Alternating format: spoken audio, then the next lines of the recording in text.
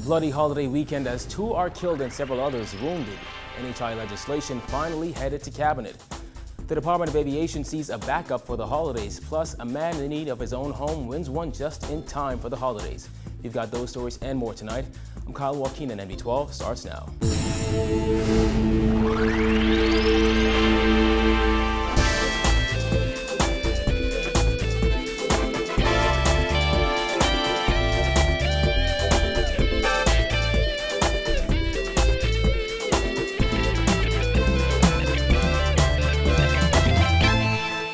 Topping news tonight, a cold-blooded murder apparently caught on camera. Disturbing video of a man being shot at a holiday party last night at a residence in West Ridge North has begun making the rounds on social media. In it, a person could be seen being held back by a man and others during an altercation. Seconds later, the same person re-emerges and apparently shoots a man several times. A woman and 3 men were shot during that incident. One of the men died on the scene. Police are now on the hunt for a woman and a man who fled. But that was only the second murder within a period of 24 hours. Police say a 43-year-old woman has turned herself into police in relation to a shooting that occurred on Sunday night. According to police, it was shortly after 8 that a man was driving his Chevy truck accompanied by the female suspect when they got into an altercation and the woman reportedly shot the man. Police add that the woman fled the scene in the man's truck. He was rushed to hospital but died early this morning. Again, the woman has since turned herself into police. These 2 killings push the murder count to 147 for the year. In other news, after several calls for legislation to be brought forth on national health insurance, Prime Minister Perry Christie said it is finally complete. While speaking to NB12 at the Boxing Day Junkanoo Parade, Christie said he has gotten the word from the Attorney General on the legislation and that his cabinet should see what it looks like as early as this week. The Attorney General has just advised that the new legislation is finished. I expect that we will take it to cabinet as early as Tuesday for beginning of our review of it. Long Island MP Loretta Butler Turner and former F&M Deputy Chairman Dr. Dwayne Sands were 2 of several people questioning when legislation pertaining to the government's national health insurance scheme would be tabled in Parliament. And just days away from its date of implementation, the Prime Minister said the cabinet will begin its review of the legislation. We have all laid out completely what we want to do for the first 6 months of next year on national health insurance, and I'm anticipating that it's going to be more and more a smooth run into the full introduction of national health insurance. There have been several calls for NHI implementation to be pushed back, particularly from the Bahamas Chamber of Commerce, whose president Edison Sumner said there are too many questions that have yet to be answered, and key stakeholders, he said, are being left in the dark. Among that list of unanswered questions, how much will NHI cost taxpayers and how will it be funded? There have been talks of a new tax, and Health Minister Dr. Perry Gomez said earlier this year that a new tax is better than death. Despite that, though, the Prime Minister has found himself on several occasions hitting back at critics, especially some in the insurance industry. We're going to phase it in. We're going to have our accountants be very clear in what it's going to cost.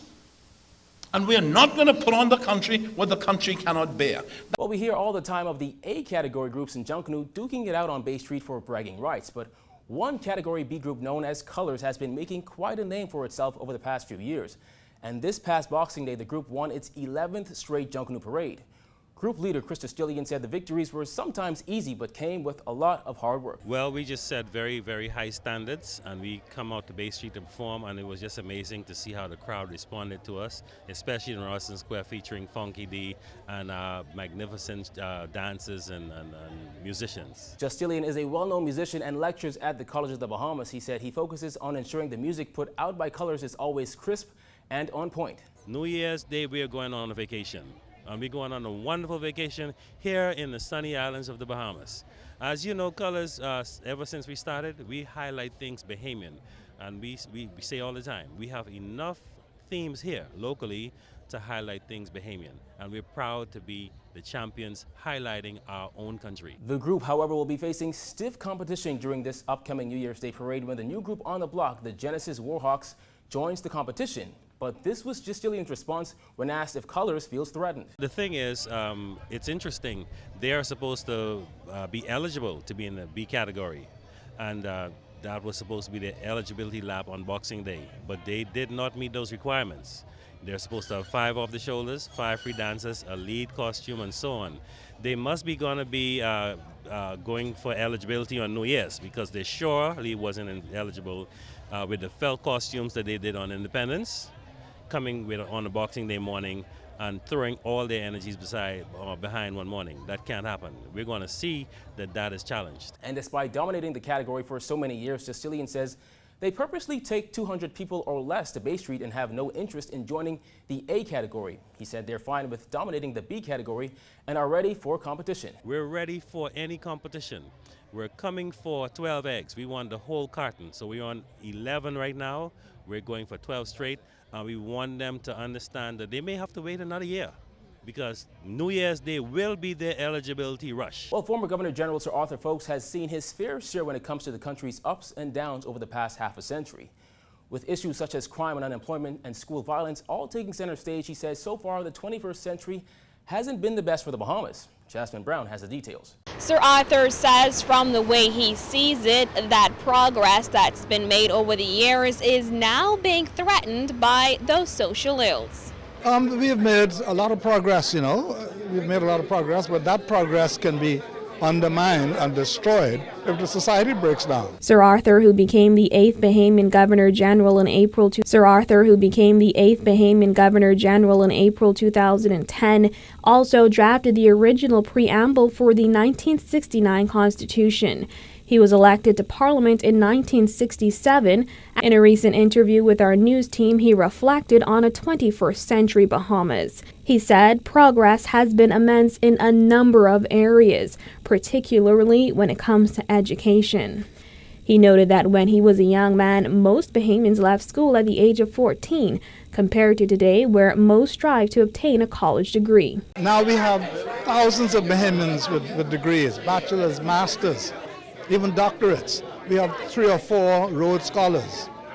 So we've made a lot of progress in that direction. And while there is much to be proud of, Sir Arthur says social ills can eat away at those successes. But all of that can be undermined and destroyed if we do not get a grip on the social problems. He adds that the first thing that needs to be tackled is crime and the wayward young men who have fallen through the cracks and are now wreaking havoc on society. I hope that we see a change, some progress. I know there's not going to be a radical change. We're not going to stop this all overnight. But I hope that we'll be able to make some progress, and especially with violent crime and the killing of young men in particular, and young women too, as you can see. That is such a tragedy in our Bahamas. We rank way up there now with countries with a high rate of murders, and that's not the Bahamas that we want. And I hope that all of us can get together, government, church, the whole society, and we have to address this problem. Reporting for NB12, I'm Jasmine Brown. When NB12 returns, the airport caught in a holiday jam. Stay tuned.